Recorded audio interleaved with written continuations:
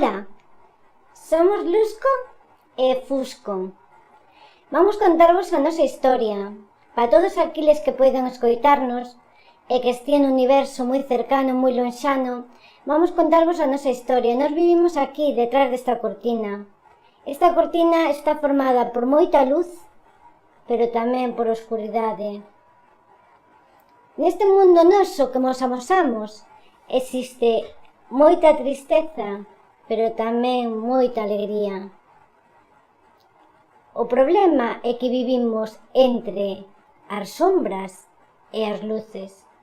A luz viaxa a unha velocidade trepidante e a sombra viaxa tamén moi rápido. Andamos buscando o que nos interesa aos dous é buscar o verso único. Foi algo que alguén pronunciou no seu día. Si, quen o pronunciou?